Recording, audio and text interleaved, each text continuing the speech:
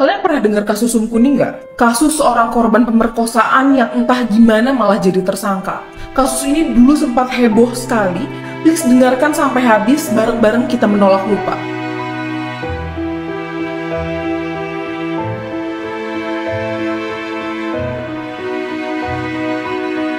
Sum Kuning ini sebenarnya nama panggilan dari seorang gadis Jogja yang pada tahun 1970 usianya masih 17 tahun.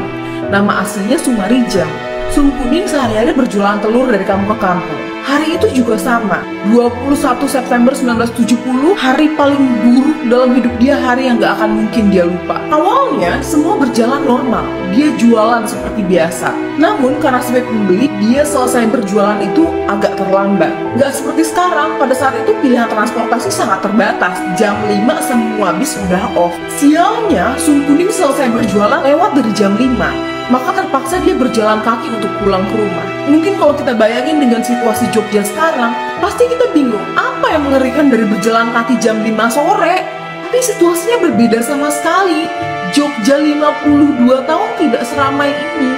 Jam 5 sore semua sudah sepi, orang-orang tidak banyak yang berlalu lalang, penerangan jalan sangat terbatas. Jadi ketika Sum Kuning berjalan sendirian menjelang malam, dia juga deg-degan banget. Apalagi waktu dia sadar ada mobil yang ngikutin dia. Saat itu di Jogja belum banyak orang yang punya mobil, maka dia berpikir, ini ada apa sampai ada orang kaya yang melambatkan mobil dan mengikuti dia. Kebingungan Sum Kuning ini gak berlangsung lama. Beberapa orang laki-laki turun dari mobil itu dan memaksa Sum Kuning untuk masuk. Di beberapa sumber saya baca, pemaksaan ini bukan hanya verbal, tapi orang-orang ini menempelkan senjata tajam di lehernya Sum Kuning. Dia gak bisa lakuin apa-apa. Dia perempuan dan dipaksa naik oleh beberapa orang laki-laki, pasti dia kalah lah. Ketika dia masuk mobil itu, dia melihat 3 orang laki-laki yang rambutnya agak panjang dan 1 orang laki-laki berambut cepak. Sum Kuning ngerasa ini tuh kayak lemes gitu. Bukan karena ketakutan aja, ternyata laki-laki itu kasih obat bius ke Sum Kuning. Tapi Sum Kuning masih bisa mengingat dengan sangat jelas apa yang dilakukan oleh laki-laki itu. Dia ingat kain panjang yang dia pakai dibuka paksa oleh laki-laki itu, kaki dan tangannya Sum Kuning ditekan, mereka menyetubuhi Sum Kuning sambil ketawa-tawa, sambil nyanyi-nyanyi, dan itu dilakukan berulang-ulang, bergilir, sampai akhirnya Sum Kuning kehabisan energi dan pingsan. Ketika Sum Kuning terbangun, posisi dia udah gak di dalam mobil. Dia udah dibuang ke pinggir jalan, tepatnya di daerah Gamping. Di tengah-tengah ketakutan, kemarahan, kekalutan, dia ngeliat kain panjang dia sudah berlumuran darah. Uang hasil jualan telur senilai 4.650 udah hilang, hanya tersisa 100 rupiah.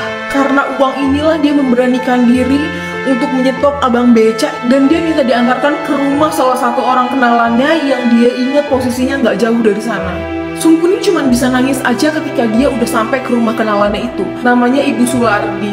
Pasti kalian tahu, zaman dulu tuh penyebaran berita tidak mudah. Namun kayaknya Tuhan tuh mau kasih jalan ke Sum Kuning.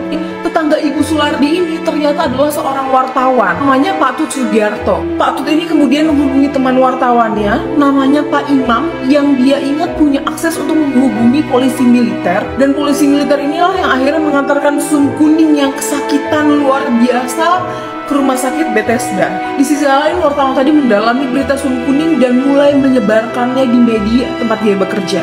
Akhirnya gemparlah seluruh Jogja. Awalnya saya pikir Sum Kuning yang sudah dibawa ke rumah sakit dan berita tentang kejadian ini sudah menyebar ke seluruh Jogja adalah sebuah titik balik sangat positif untuk Sum Kuning. Tapi ternyata saya salah. Betapa kagetnya semua orang. Sum Kuning yang baru keluar dari rumah sakit, baru selesai lapor polisi, tiba-tiba ditahan untuk tuduhan penyebaran berita palsu. Bukan cuma dia, wartawan yang ikut memberitakan tentang Sum Kuning ini kabarnya juga diperiksa oleh pihak berwajib. Entah karena apa, kebingungan masyarakat ini makin menjadi-jadi karena tuduhannya tuh jadi liar banget. Sum Kuning dibilang Gerwani, Sum Kuning dibilang PKI. Bukan cuma itu, pengadilan Sum Kuning juga berlangsung tertutup, tidak boleh ada wartawan yang datang, dan tiba-tiba ada 10 orang yang ditetapkan sebagai tersangka. Tapi suatu hari ada seorang laki-laki yang muncul yang mengaku sebagai salah satu orang yang menculik Sum Kuning pada malam itu. Dari mulut laki-laki inilah terungkap 3 nama pelaku lainnya, nama-nama yang ternyata cukup dikenal oleh masyarakat. Kabarnya mereka adalah anak dari orang sangat terkenal di sana. Silahkan kalian cari tahu, beritanya sudah sangat banyak di media. Satu-satunya yang menjadi kabar baik dari perkembangan kasus Sum Kuning adalah Sum Kuning dibebaskan dari tuduhan penyebaran berita palsu. Itu aja. Sisanya abu-abu. Dan Jenderal Hugeng, jenderal yang dikenal sangat jujur, saat itu menaruh perhatian sangat besar dalam kasus ini. Beliau sampai membentuk tim khusus, namanya tim pemeriksa Sum Kuning. Namun upayanya, manuvernya terpaksa berhenti karena pada tanggal 2 Oktober 1970 beliau diberhentikan dari jabatannya. Personally saya sedih banget karena saya tidak punya kapasitas apa-apa atas kasus-kasus ketidakadilan seperti yang dirasakan oleh Sum Kuning. Tapi saya menghibur diri dengan cara ini, dengan cara mengajak lebih banyak orang untuk menolak lupa.